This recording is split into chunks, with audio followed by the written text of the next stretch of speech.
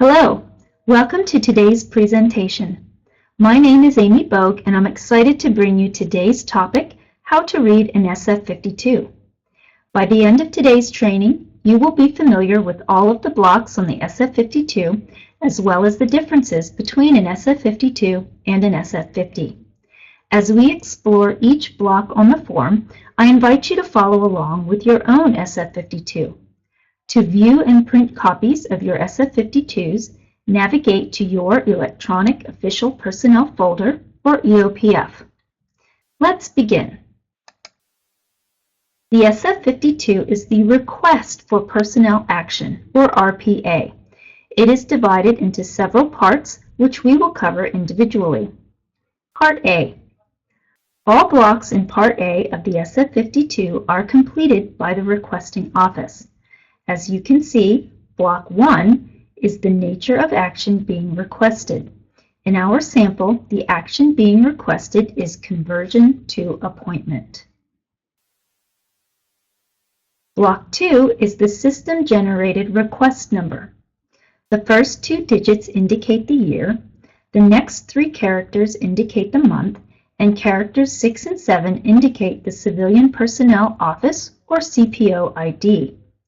To get the most current list of CPO IDs, run a Business Objects report for CPO ID and description. The last 6 digits are commonly referred to as the RPA number. In our example, we can see the RPA was created in July of 2018 at CPO 5P or Mountain Home Air Force Base, and the RPA number is 123456. Block 3 includes the name and contact information for the unit point of contact. In our sample, you can see the action was submitted by Susie Q. Staffer. Block 4 shows the proposed effective date. Block 5 will be completed when the individual requesting the action is different from the individual listed in Block 6, which reflects the person authorizing the action. Part B. Block 1 is name. This is where the name of the employee will appear in the format indicated. It's always a good idea to use another official document, such as a DD-214 or the OF-306, to ensure the complete name of the employee is reflected to include suffix and that the name is spelled correctly. In our sample SF52, the employee's name is listed as employee, Ernest E. Block 2 is Social Security number, and Block 3 shows the employee's date of birth.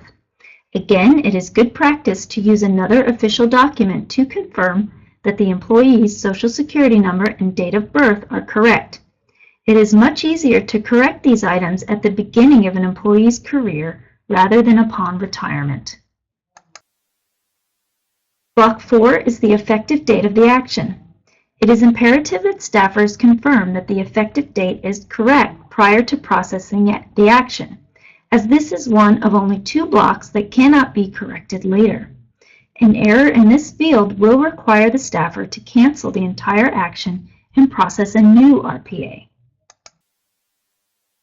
Block 5A is the Nature of Action Code.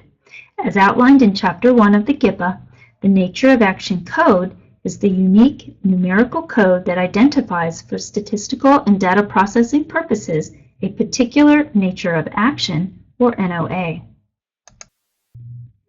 Block 5B is the Nature of Action. The NOA is the phrase that explains the nature of action that is occurring, such as appointment or promotion.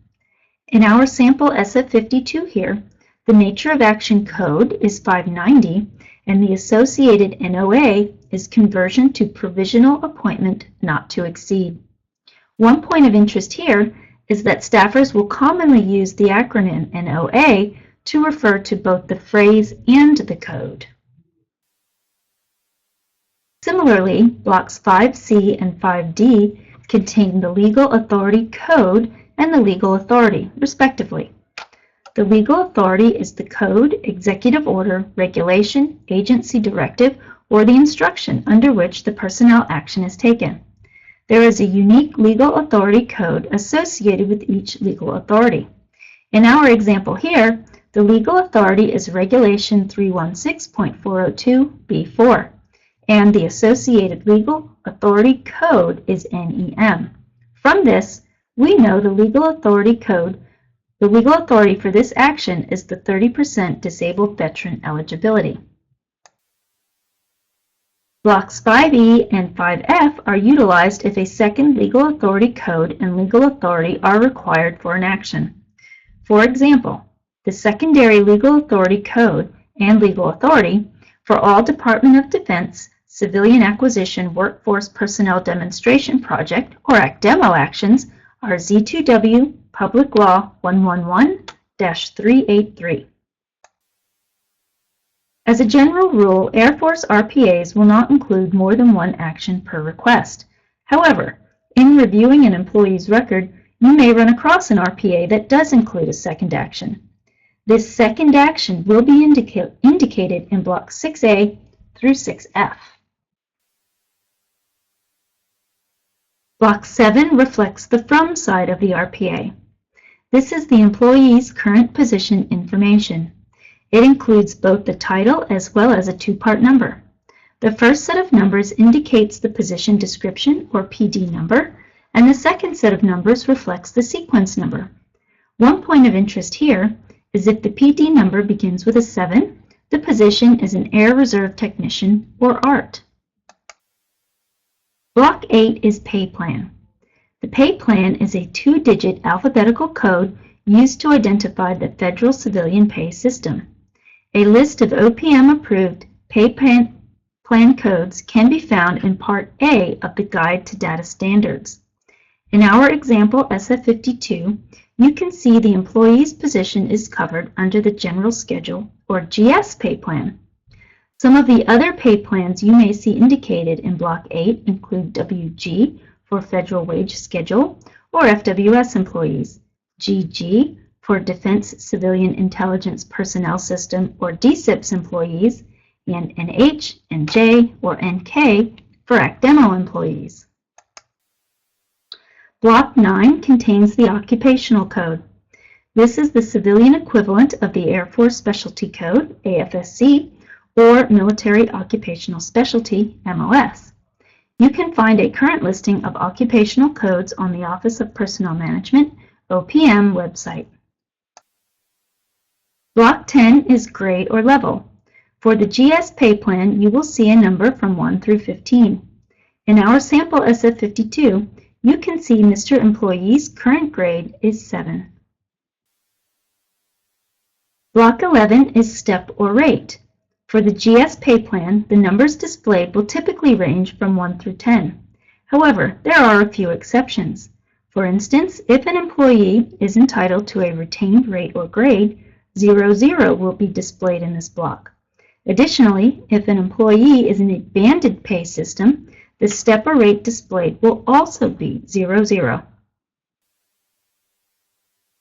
Block 12 is total salary. This is the total amount of pay the employee is entitled to. Block 12A is basic pay. Basic pay is defined as the rate fixed by applicable law or regulation. In other words, this is the base rate for the employee's grade and step, excluding additional pay of any kind, such as locality payments or special rate supplements. Block 12B is locality adjustment. For GS employees, this is a percentage increase to the base pay found in Block to compensate for the different costs of living across the U.S. Block 12C is adjusted basic pay and is the sum of the employee's rate of basic pay, Block 12A, and any basic pay supplement, such as the locality adjustment from Block 12B. Adjusted basic pay does not include any type of premium payment or differential pay. Block 12D is other pay.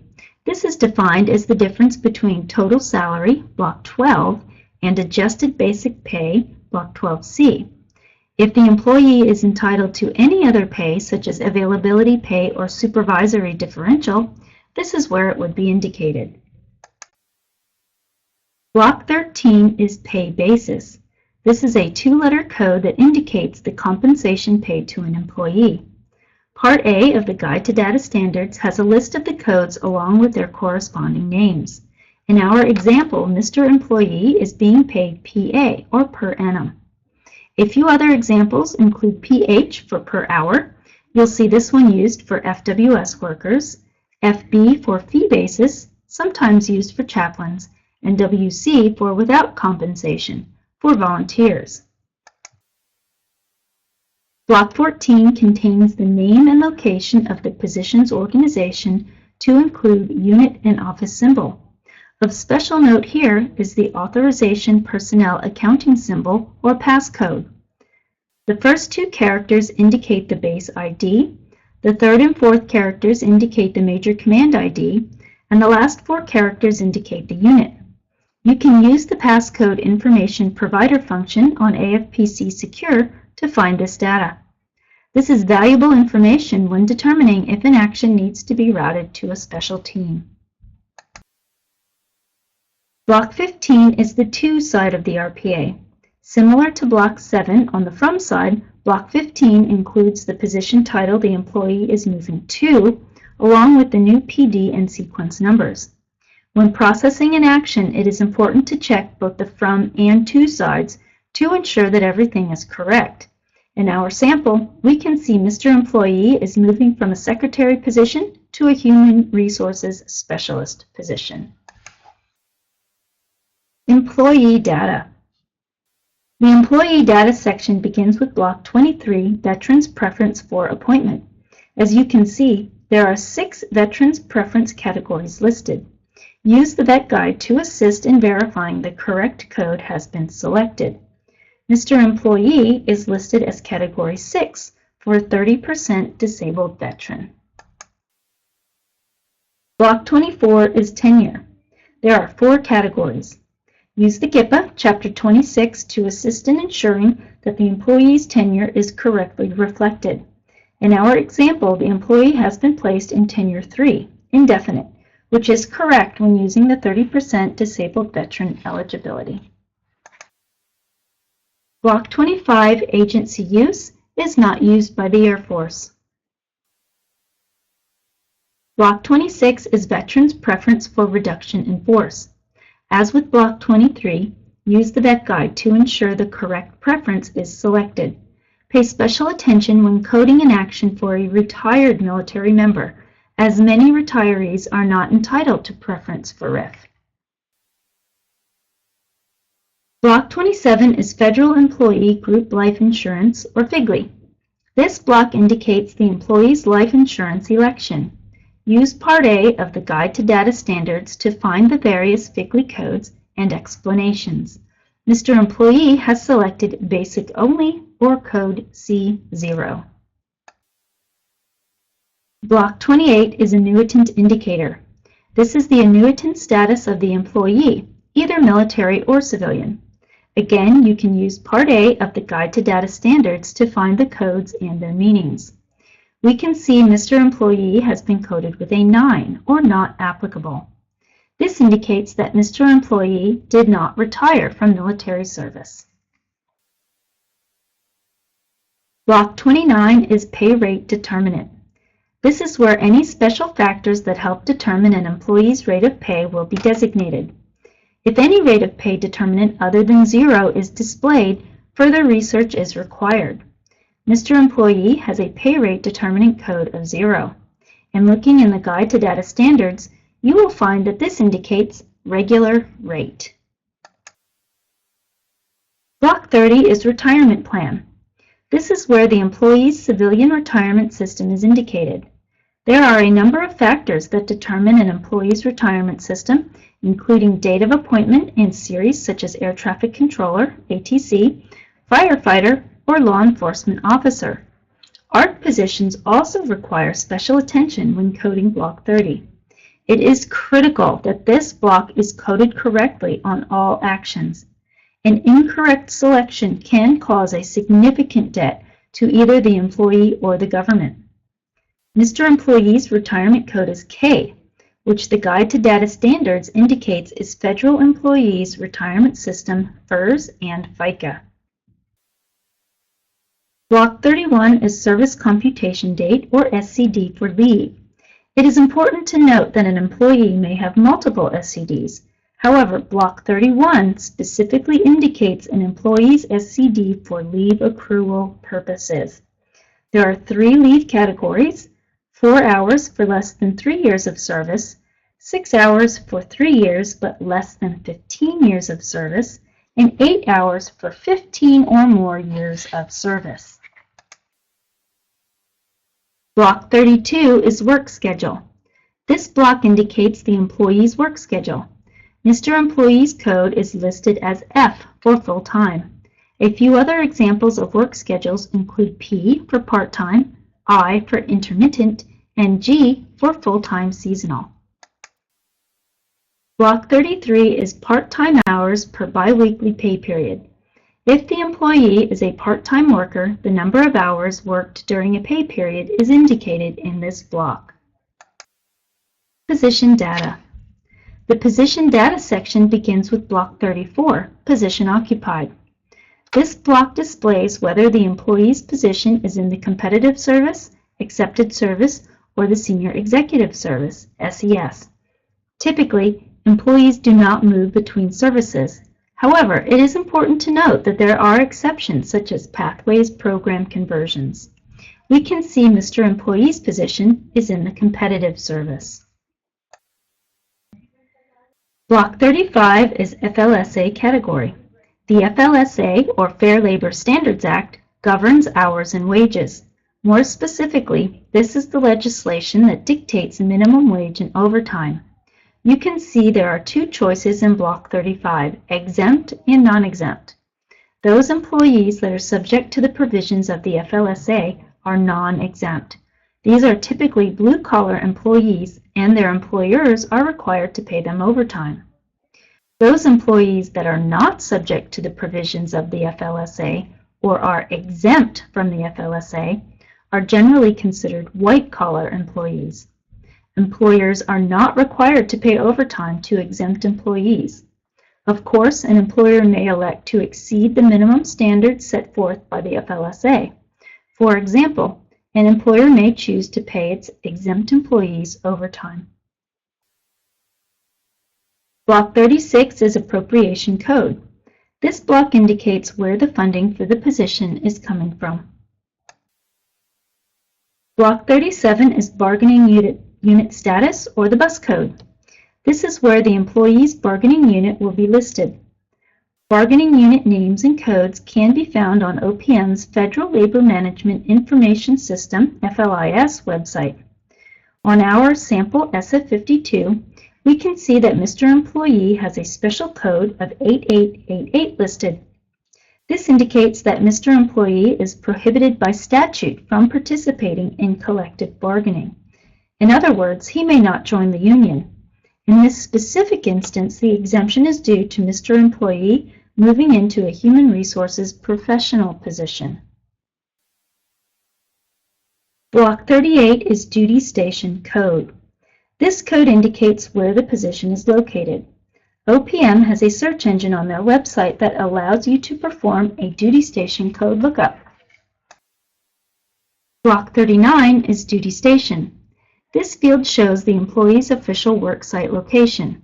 In other words, this is the name of the code from Block 38. As you can see, Mr. Employee will be working at Mountain Home Air Force Base, Idaho. Block 40 is Agency Data. This block displays the office symbol from the To side of the RPA in Block 22. Blocks 41, 42, and 43 are currently not in use. Block 44 indicates which payroll office the employee's position falls under.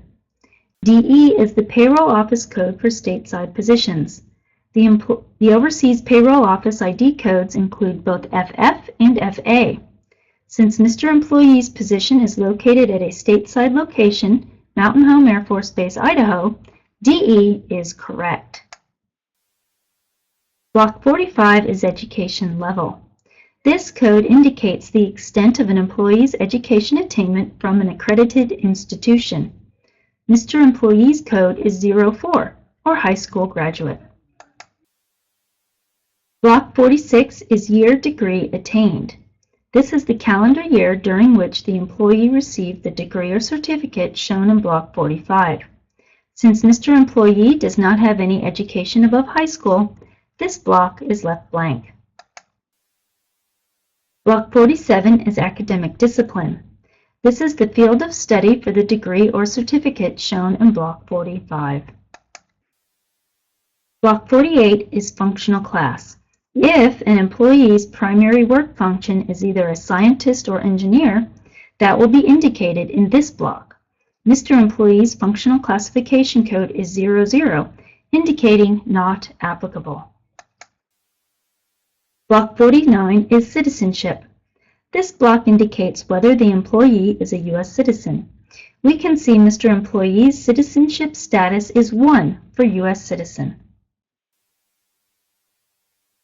Block 50 is veteran status. This block indicates whether an employee is a veteran. It is important to note that blocks 23, 26, 28, and 50 often speak to one another. For example, for a military retiree, Block 23 will likely indicate 5 or 10-point appointment preference. Block 26 will most likely be coded no.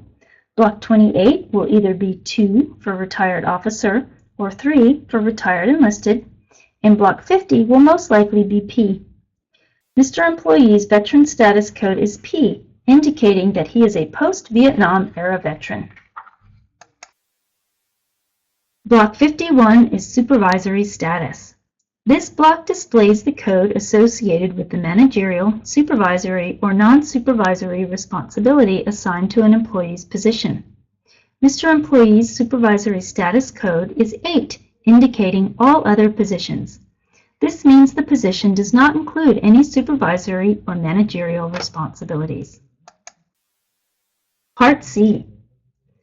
Part C of the SF-52 shows the history of all employees that have touched the RPA. It looks as though a few characters have been hard at work on this particular action. Additionally, the electronic signature of the staffer that processed the action, along with the approval date, is displayed in this section. Part D. This section contains notes and remarks from the staffers that have worked on the RPA. In our example SF-52, you can see that the audit trail is displayed. While the audit trail is no longer required, you will likely see many historical SF-52s that include this information when you review employee records. Part E. If the action is a resignation or retirement, the employee's remarks will be displayed in Block 1 of this section. Since our sample SF-52 is a conversion action, Part E is left blank. Part F. Part F displays remarks and their associated codes. Use the GIPA and the AFPC standard remarks to select the remarks appropriate for the action being processed. Once the SF-52 is processed, or HR'd, DCPDS generates an SF-50, Notification of Personnel Action. You can think of the SF-52 as a worksheet and the SF-50 as the final official document. Blocks 1 through 44 on the SF-50 mirror that of the SF-52. However, there are a number of differences between the SF-52 and the SF-50 with regard to blocks 45 through 50. Specifically, Block 45 is now the remarks section. Block 46 is the employing department or agency. Block 47 is agency code. Block 48 is personnel office ID. Block 49 is the approval date. And finally, Block 50 is the signature block. Thank you for joining me today to explore the specifics of the SF-52. I hope you found today's topic informative and valuable. If you require additional assistance, please reach out via the Organizational Development Group box at the address provided on the screen. Have a great Air Force Day.